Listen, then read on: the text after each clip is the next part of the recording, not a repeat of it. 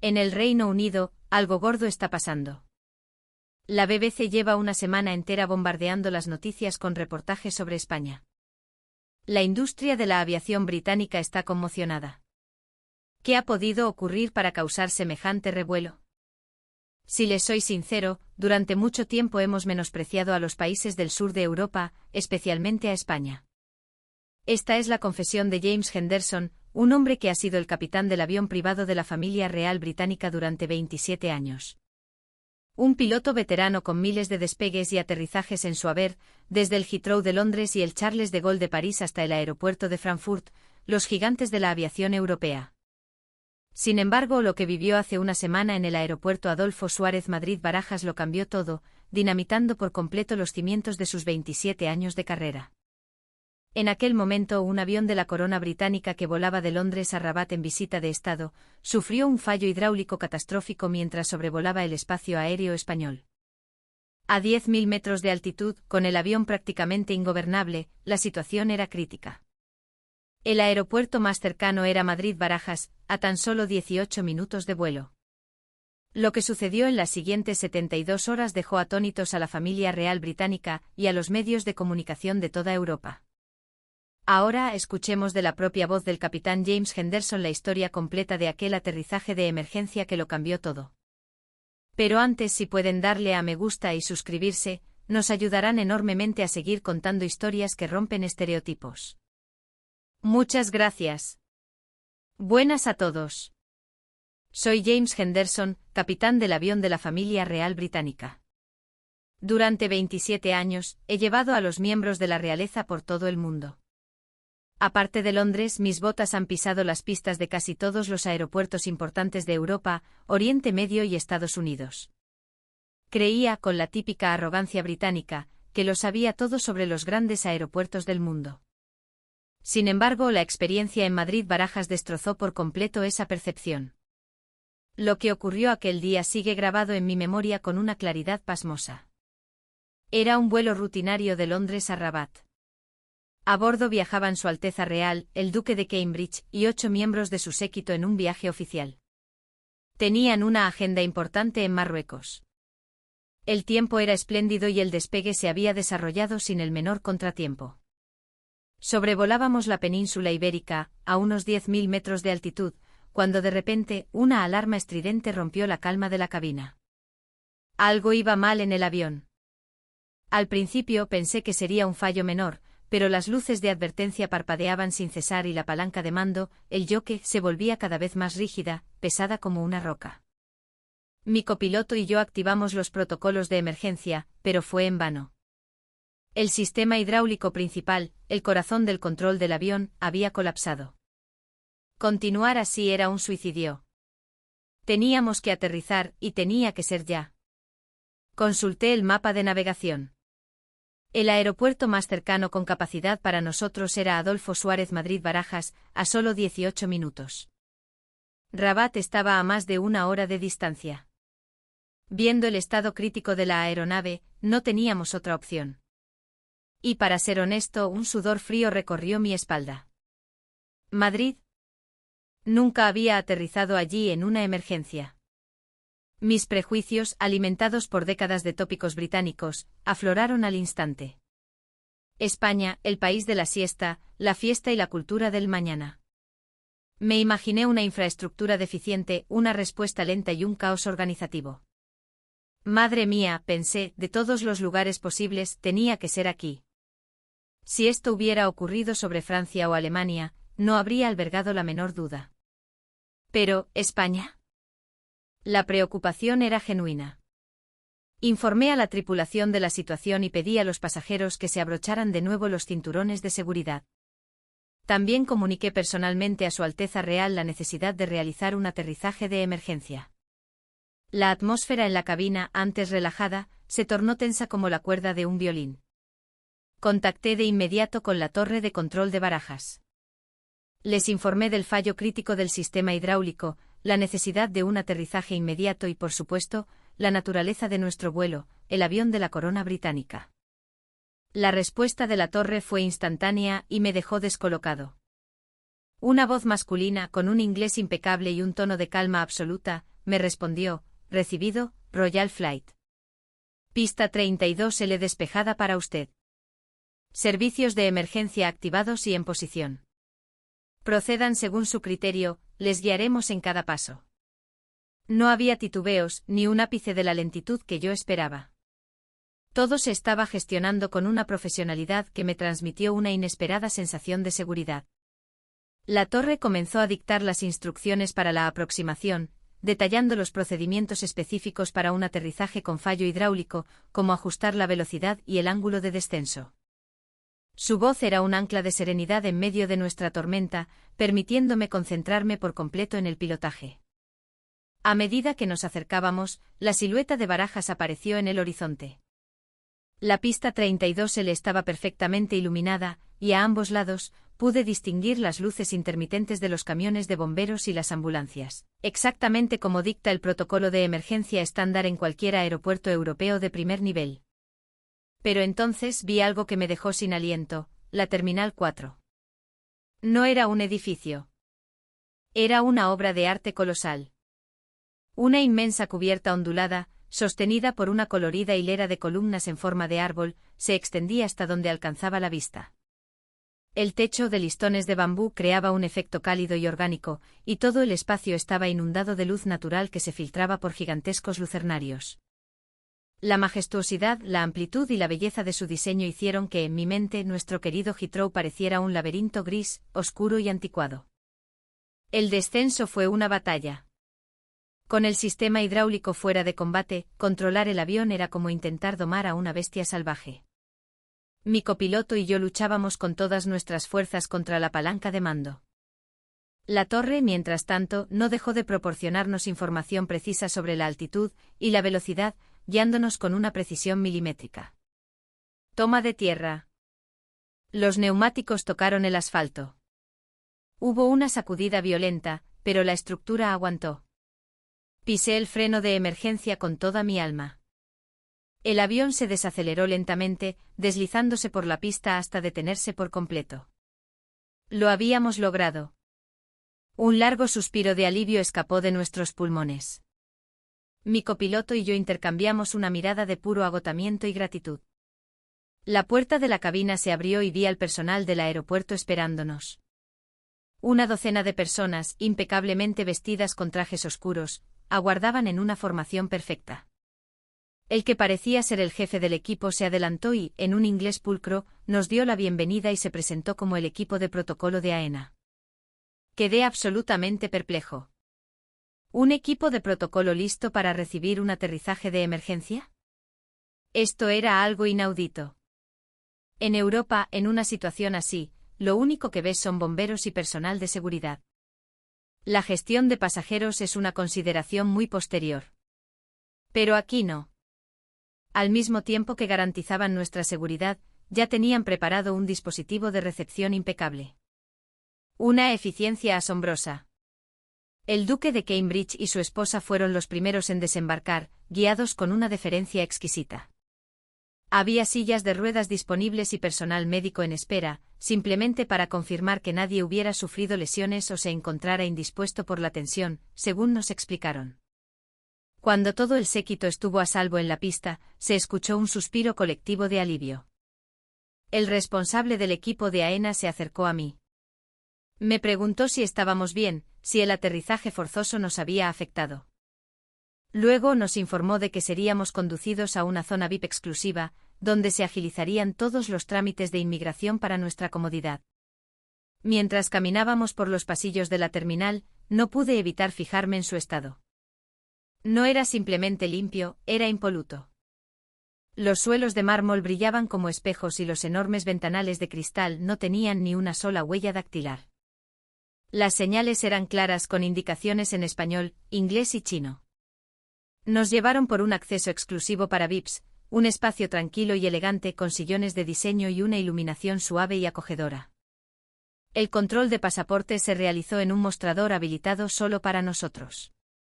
El oficial de policía nos saludó con cortesía, y el proceso fue increíblemente rápido. Un par de preguntas sencillas y en menos de 10 minutos habíamos terminado. Nuestro equipaje ya había sido descargado y estaba esperándonos, perfectamente organizado en carritos, con etiquetas identificativas con nuestros nombres. No sé quién ni cómo lo había organizado, pero la eficiencia era digna de un reloj suizo. El jefe de protocolo nos sugirió varios hoteles en el centro de Madrid, mencionando que algunos disponían de suites de categoría real y que, si lo deseábamos, podían organizar el transporte de inmediato. En ese preciso instante me di cuenta de algo fundamental: el aeropuerto de Barajas no era solo una infraestructura impresionante, era un sistema perfectamente engranado. Ante una emergencia de máxima gravedad, no hubo el más mínimo atisbo de pánico o desorganización. Actuaron con una calma y una precisión que rozaban la perfección. Los aeropuertos europeos son excelentes, sin duda, pero Barajas tenía algo diferente, una combinación letal de eficiencia y una atención al detalle casi obsesiva. Al salir de la terminal, no podía dejar de pensar en lo profundamente equivocado que había estado sobre España. Fuera nos esperaba una comitiva de 5 sedanes negros de alta gama, alineados con precisión militar y pulcros hasta el último detalle. Los chóferes, vestidos con traje y corbata, nos saludaron con una respetuosa inclinación de cabeza. Sus Altezas Reales ocuparon el primer vehículo, mientras que yo me uní al resto del séquito en el segundo. Al entrar en el coche sufrí otro shock. Los asientos eran de un cuero suave y flexible y la climatización estaba a la temperatura perfecta.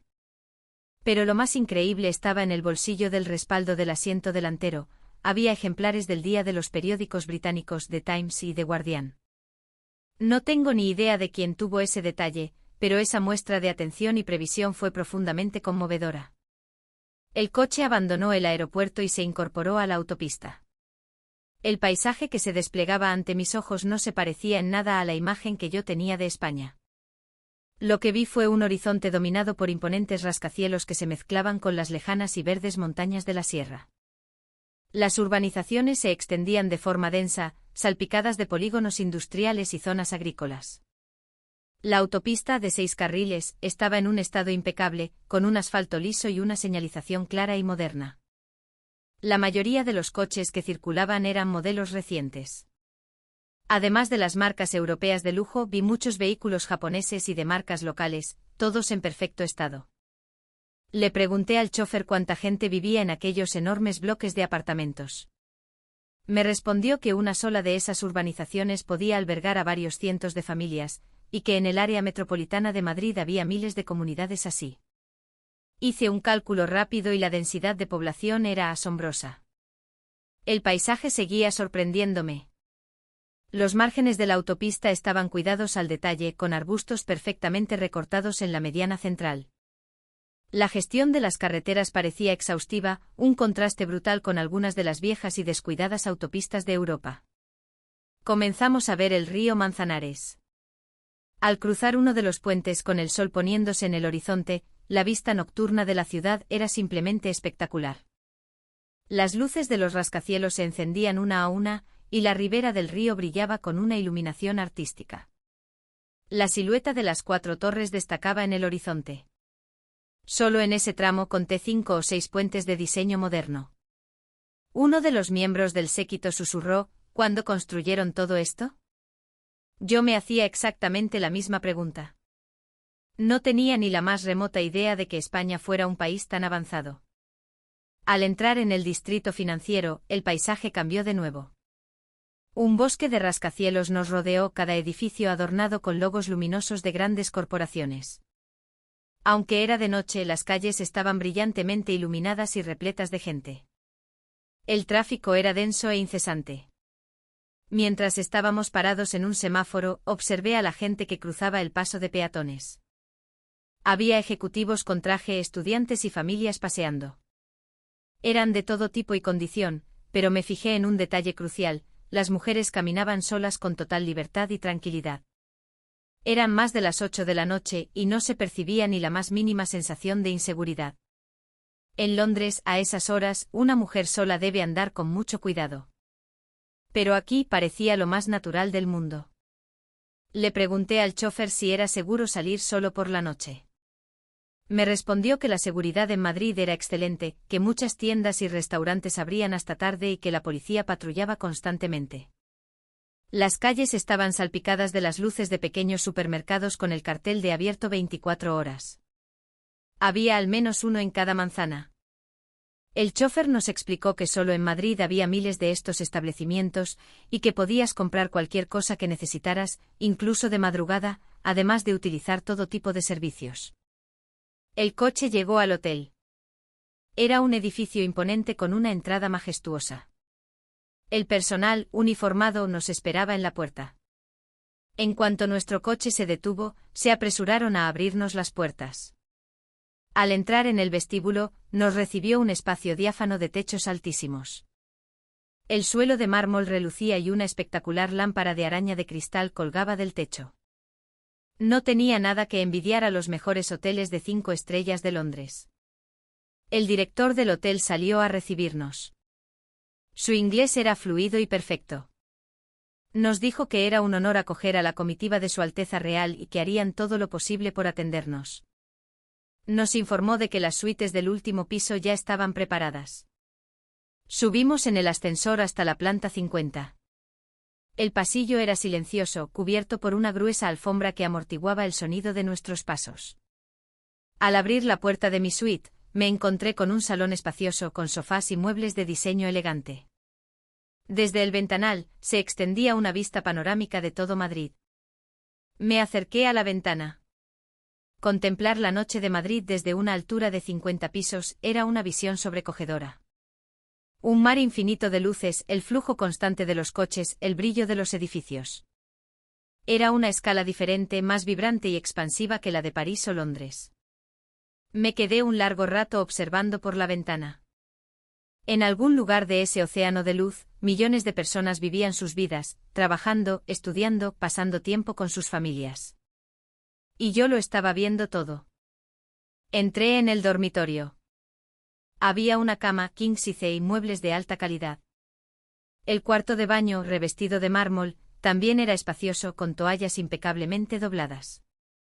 Mientras deshacía el equipaje sonó el timbre. Era el servicio de habitaciones. Un empleado trajo una cesta de fruta fresca y bebidas, un regalo de bienvenida del hotel. La fruta era exquisita y las bebidas estaban perfectamente frías.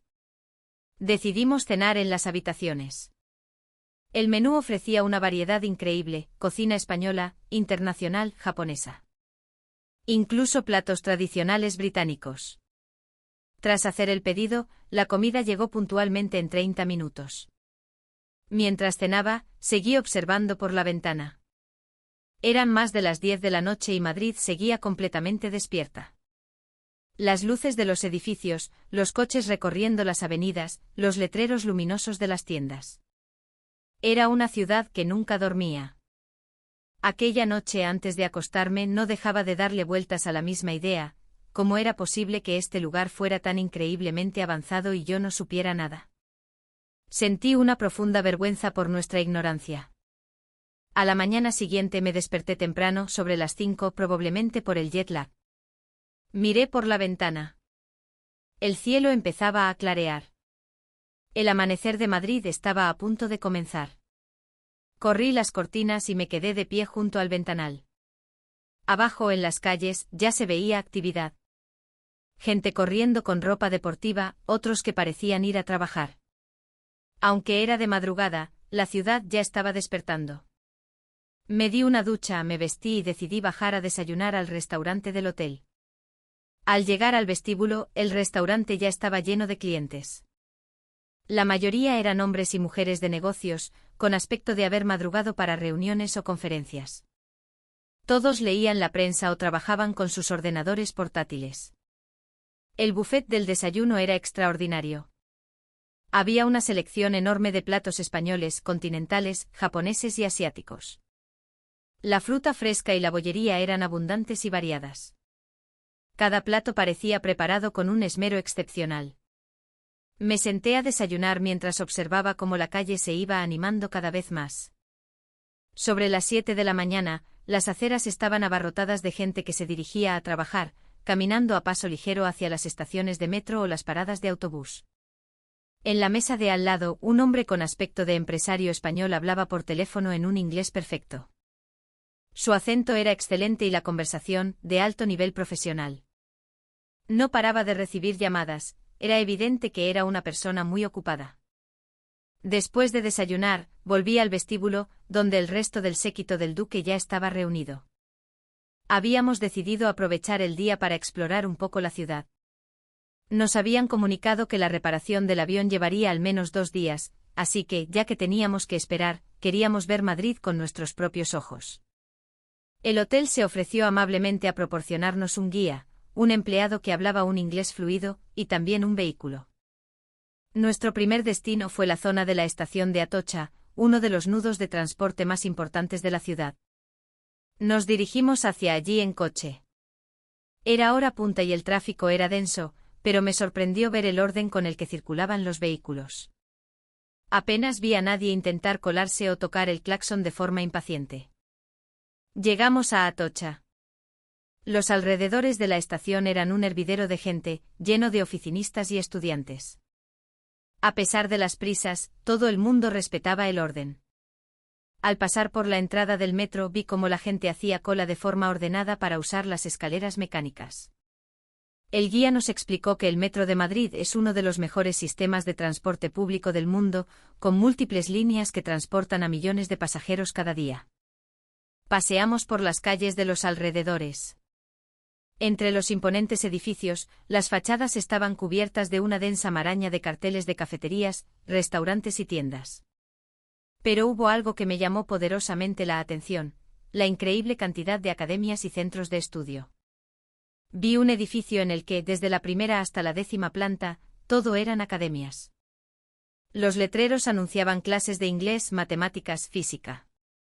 Vi incluso edificios enteros dedicados exclusivamente a la enseñanza. Le pregunté al guía por qué había tantas academias. Me explicó que en España la cultura del esfuerzo y la formación es muy importante y que los padres invierten mucho en la educación de sus hijos. Era muy común que después del colegio los niños y jóvenes fueran a academias para seguir estudiando, a menudo hasta altas horas de la noche. Mientras caminábamos, seguí observando. La cantidad de gente joven era abrumadora. Por todas partes se veían jóvenes de 20 y tantos años. En las cafeterías trabajaban con sus portátiles, leían o mantenían conversaciones serias con sus amigos. Daba la sensación de que todo el mundo estaba concentrado en algo. Al pasar junto a una cafetería, eché un vistazo al interior. Todas las mesas junto a las ventanas estaban ocupadas, la mayoría por personas solas. Algunas leían libros gruesos, otras tecleaban furiosamente en sus ordenadores. No era de madrugada ni fin de semana, sino una mañana de un día laborable, y la imagen de tanta gente estudiando con esa intensidad era realmente impresionante. El guía nos explicó que los jóvenes españoles se esfuerzan enormemente para prepararse para el mercado laboral. Incluso después de graduarse en la universidad, es difícil encontrar el trabajo ideal, por lo que muchos siguen estudiando para obtener certificaciones o aprender idiomas. La competencia es feroz, así que la formación continua es una necesidad. También visitamos una gran librería en el centro de la ciudad, una especie de centro cultural de varias plantas y un tamaño descomunal. Los techos debían de tener más de 10 metros de altura y las estanterías cubrían paredes enteras. Nos dijeron que albergaba más de 100.000 volúmenes. Dentro, cientos de personas leían en silencio. Había estudiantes, oficinistas, jubilados. Un abanico de edades muy amplio. Todos estaban absortos en sus libros y muchos tomaban notas. Paseé entre las estanterías, hojeando los títulos. Me di cuenta de que había una gran cantidad de libros sobre gestión empresarial, desarrollo personal y tecnología. Parecía que los libros prácticos superaban en número a las novelas o los ensayos. Un joven leía un libro en su versión original en inglés, otro, que parecía un estudiante universitario, consultaba un libro sobre diseño urbano mientras trabajaba en su portátil. Casi todos los asientos estaban ocupados, era difícil encontrar un sitio libre. Era asombroso que hubiera tanta gente leyendo en una mañana de diario. En el Reino Unido también tenemos muchas bibliotecas, pero nunca había visto una tan concurrida. Después de una hora salimos. La calle estaba aún más abarrotada. Se acercaba la hora de comer y la zona de restaurantes empezaba a bullir. Elegimos un restaurante español. Dentro, estaba lleno de oficinistas. Comían a una velocidad increíble, en cuanto terminaban, se iban, probablemente de vuelta a la oficina. Nos sentamos y pedimos. La comida llegó en menos de 10 minutos. Estaba deliciosa y el precio era más bajo de lo que esperaba. Pagar en euros me pareció muy asequible. Mientras comíamos, vi por la ventana un flujo constante de motos de reparto. El guía nos explicó que la cultura del delivery en España estaba muy desarrollada. Podías pedir comida a través de una aplicación y tenerla en tu puerta en menos de 30 minutos. Al salir del restaurante seguimos caminando y vimos un grupo de gente reunida frente a un edificio. Nos acercamos. Eran estudiantes universitarios que estaban presentando los robots que habían construido. Un pequeño robot se movía de forma autónoma, esquivando obstáculos. Le pregunté a uno de los estudiantes dónde había aprendido a hacer eso. Me dijo que lo había hecho con sus compañeros de un club de la universidad. Aunque un profesor les había enseñado las bases, la mayor parte la habían aprendido por su cuenta, a través de cursos online y libros. Sus palabras me dejaron una profunda impresión. Autodidactas. Nadie se lo había exigido, lo habían hecho por iniciativa propia. Los estudiantes británicos también son aplicados, pero esa proactividad no es tan común. Por la tarde visitamos otra zona, un parque tecnológico en las afueras. Estaba lleno de rascacielos modernos con fachadas de cristal que brillaban bajo el sol. En cada edificio lucían los nombres de empresas tecnológicas de renombre mundial. Además de empresas españolas, había muchas multinacionales extranjeras. El guía nos dijo que estábamos en el corazón tecnológico de España. Entramos en el vestíbulo de uno de los edificios. Era amplio e impecable. Ejecutivos trajeados se movían con prisa por todas partes, y había colas para los ascensores. Al salir, dimos una vuelta por los alrededores. Los parques también estaban muy bien diseñados. Entre los rascacielos había zonas verdes donde la gente descansaba. Vimos a algunos oficinistas comiendo de sus táperes. Al atardecer regresamos al hotel. Estaba agotado después de todo el día, pero mi mente era un torbellino. Todo lo que había visto no dejaba de repetirse en mi cabeza. Los estudiantes esforzándose, los profesionales trabajando sin descanso, una ciudad que no paraba. Todo era impresionante. Al llegar a mi habitación, me acerqué a la ventana. El atardecer de Madrid se desplegaba ante mí. A medida que el sol se ocultaba, los edificios se iluminaban uno a uno. La ciudad parecía despertar de nuevo. Aquella noche antes de dormir, creo que empecé a entender de dónde venía la fuerza de España. Venía de su gente. Personas que no dejaban de aprender, de trabajar, de esforzarse. Ellos estaban construyendo este lugar. A la mañana siguiente sonó el teléfono. Me informaban de que uno de los miembros del séquito, el asesor de la corona Sir John Williams, no se encontraba bien. Tenía más de 70 años, era diabético e hipertenso. Corrí a su habitación. Estaba tumbado en la cama, pálido, cubierto de un sudor frío. Su respiración era agitada y se apretaba el pecho con la mano. Parecía un problema cardíaco. Inmediatamente contacté con la recepción del hotel y pedí una ambulancia. La reacción del personal fue fulminante. Entendieron la gravedad de la situación al instante. Mientras llamaban a la ambulancia, me dijeron que traerían el botiquín de primeros auxilios del hotel. En menos de 3 minutos, un empleado del hotel apareció con el botiquín. Pero lo más asombroso es que, junto a él, venían 2 técnicos sanitarios. Resulta que habían contactado directamente con la base del SAMUR más cercana al hotel. La actuación de los sanitarios fue de una rapidez y eficacia increíbles.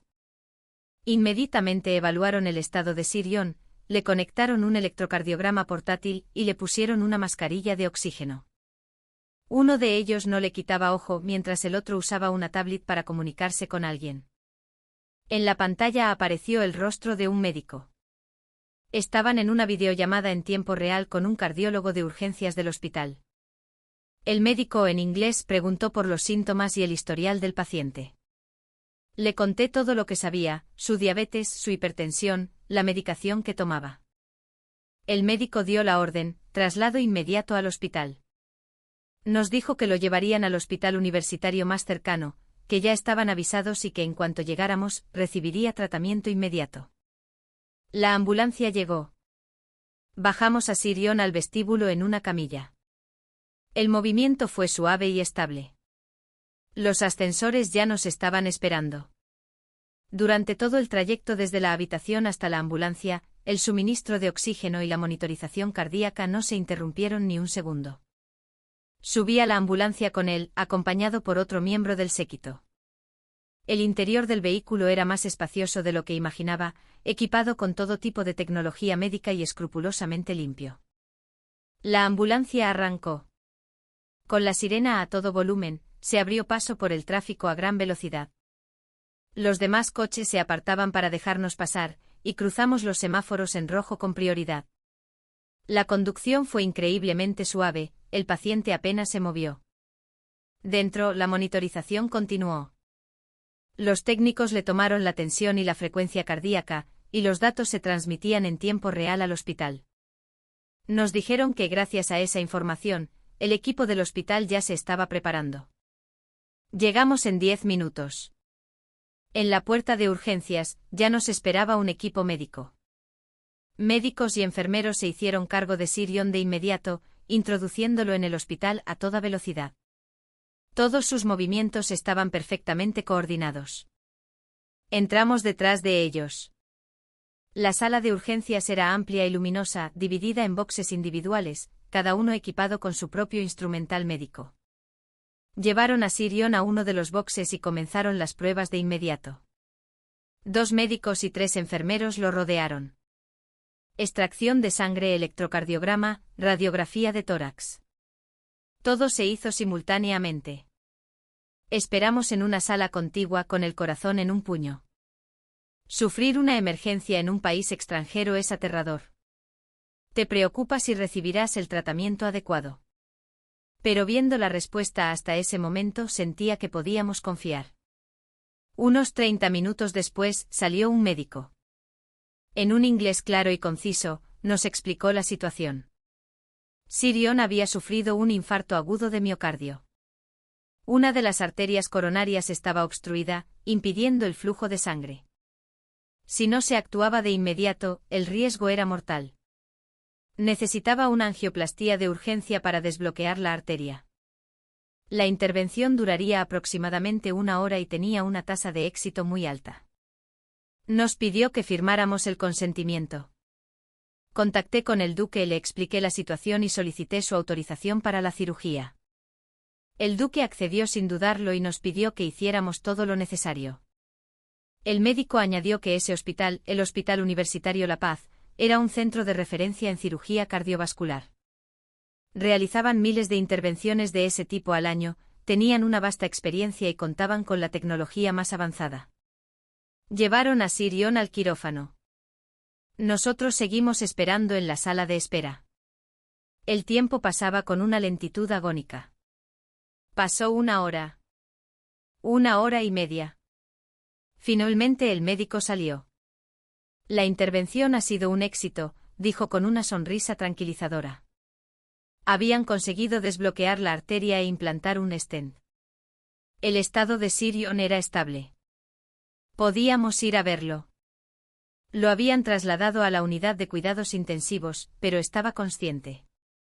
Llevaba una mascarilla de oxígeno, pero su color había mejorado notablemente. El médico nos explicó los siguientes pasos. Estaría en la UCI durante 2 días en observación. Si todo iba bien, lo pasarían a planta. Probablemente necesitaría estar ingresado 1 semana. Aquella noche de vuelta en el hotel, la tensión aún no se había disipado. Habíamos vivido una situación límite en un lugar desconocido, pero afortunadamente se había resuelto de la mejor manera posible. Había experimentado en carne propia que el sistema sanitario público español era infinitamente superior a lo que jamás hubiera podido imaginar. A la mañana siguiente volvimos al hospital para ver a Sirion. Antes de entrar en la UCI, el médico nos estaba esperando. Nos dijo que el paciente había mejorado mucho, que había pasado una noche estable y que probablemente ese mismo día lo trasladarían a una habitación normal. Entramos en la UCI. Sirion estaba despierto y ya no llevaba la mascarilla de oxígeno. Su expresión era mucho más relajada.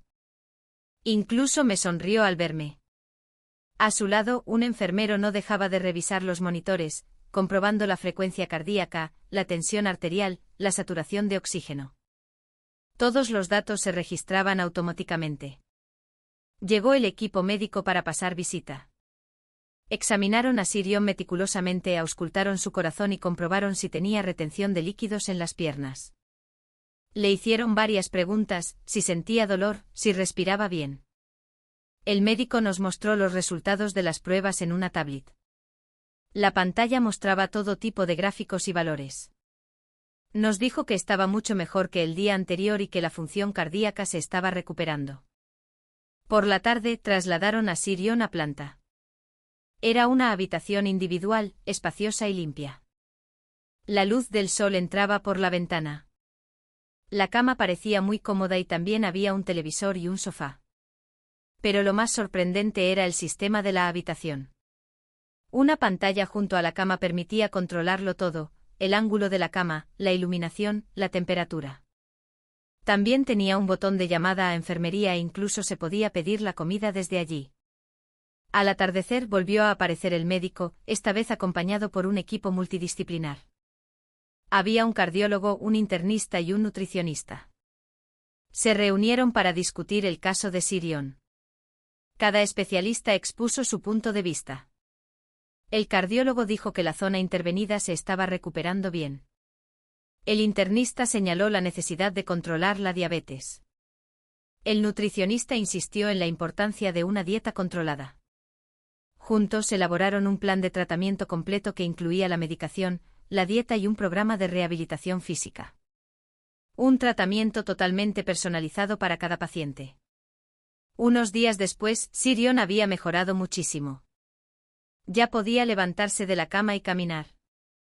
Había comenzado la rehabilitación. Fuimos a visitar la sala de fisioterapia.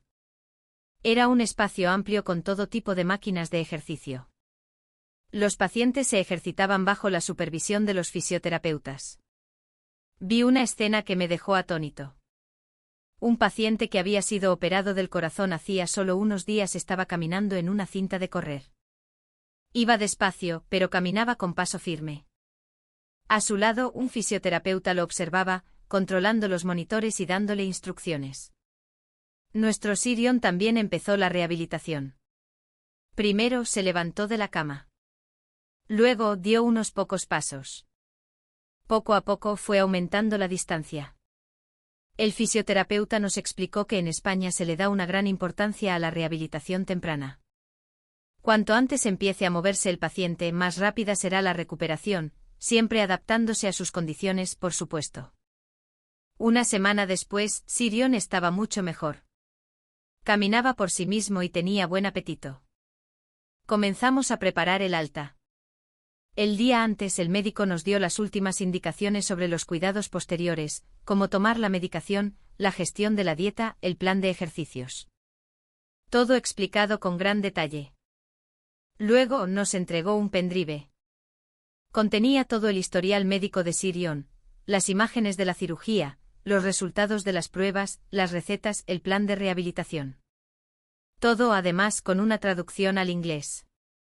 El día del alta, Sirion me dijo: James, en el Reino Unido, una recuperación así de rápida sería impensable. Aquí, una semana después de un infarto, salgo del hospital por mi propio pie. El personal del hospital bajó al vestíbulo para despedirnos. Nos desearon lo mejor y nos dijeron que no dudáramos en contactar con ellos si lo necesitábamos. De vuelta al hotel, no podía dejar de pensar en lo increíble que era el sistema sanitario español. Rápido, preciso, humano. Todo centrado en el paciente. Con Sirion recuperado y el avión a punto de ser reparado, teníamos algo de tiempo libre. Decidimos explorar un poco más Madrid antes de irnos. Fuimos a Madrid Río, un enorme parque a lo largo del Manzanares. Tenía senderos perfectamente acondicionados y carriles bici. Como era fin de semana, estaba lleno de gente.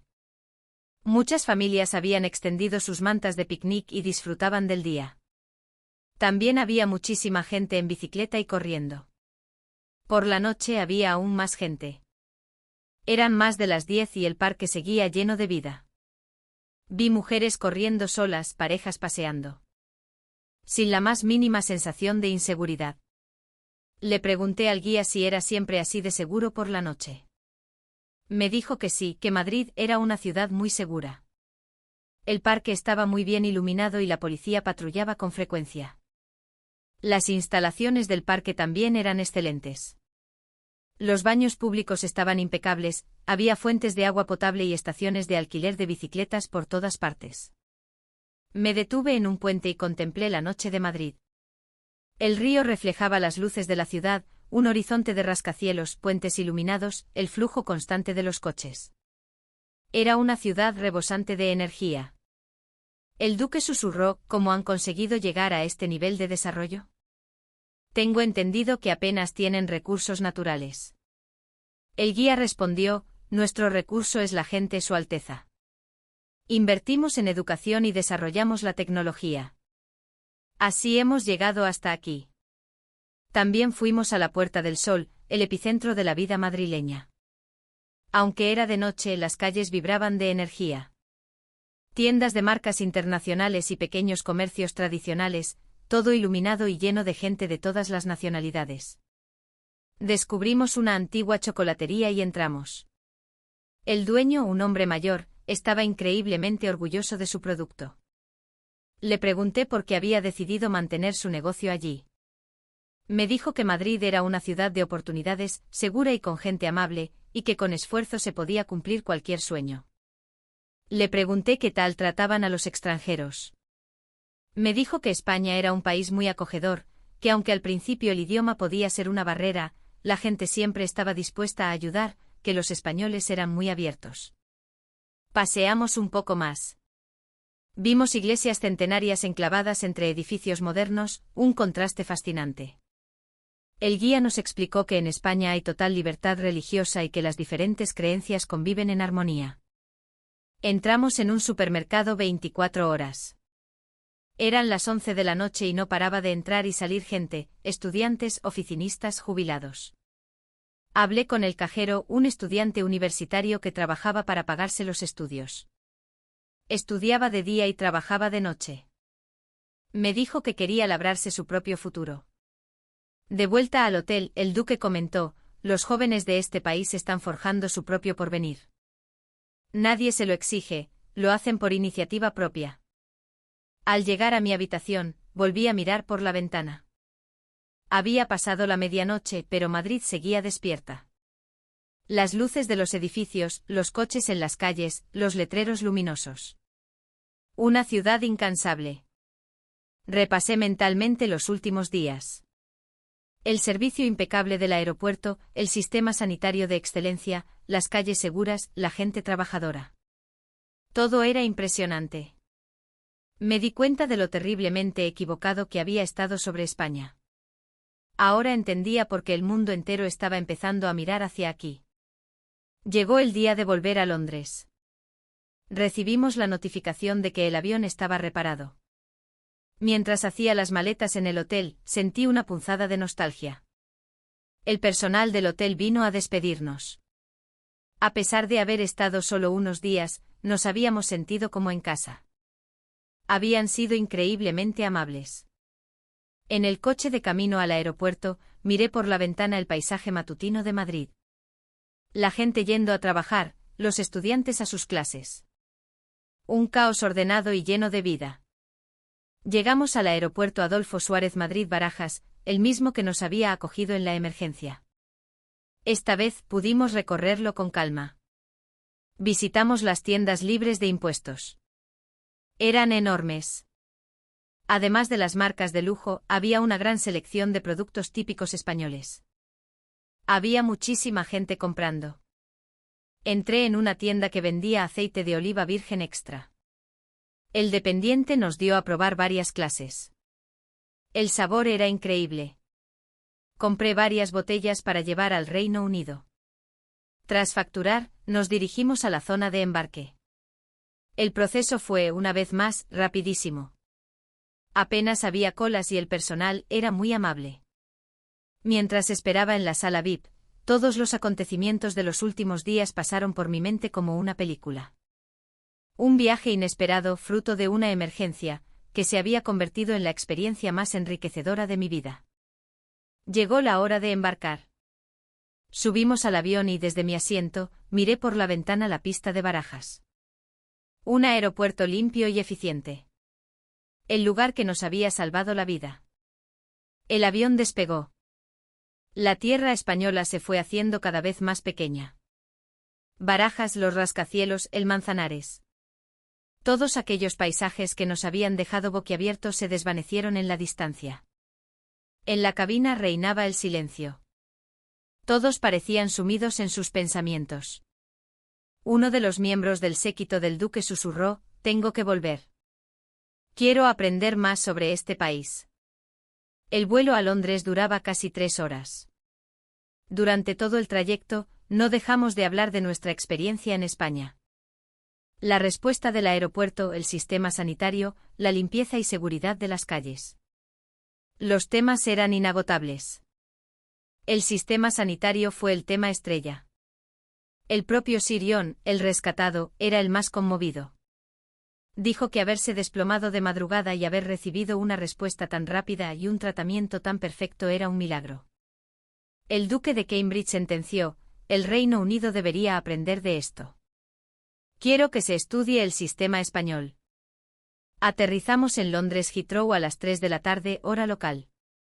En el aeropuerto nos esperaban cientos de periodistas.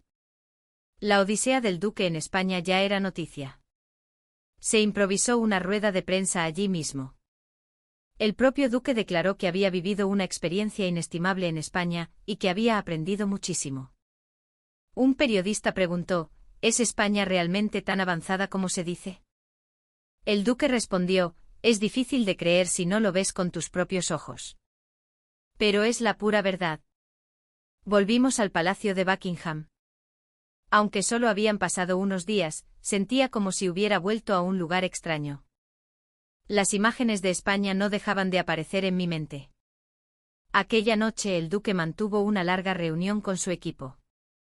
Discutieron cómo aplicar lo que habían aprendido en España al Reino Unido. La conclusión fue unánime: había que mejorar en todos los ámbitos: sanidad, educación, seguridad, eficiencia. Una semana después de nuestro regreso, el duque de Cambridge pronunció un discurso oficial. Habló con franqueza de su experiencia en España, dijo que había muchas cosas que podíamos aprender de ellos y que debíamos hacerlo con humildad. El discurso causó un gran impacto en la sociedad británica. Era inaudito que un miembro de la familia real elogiara a otro país de esa manera. Pero muchos ciudadanos compartían su opinión. Todos sabían que el cambio era necesario. El gobierno actuó de inmediato.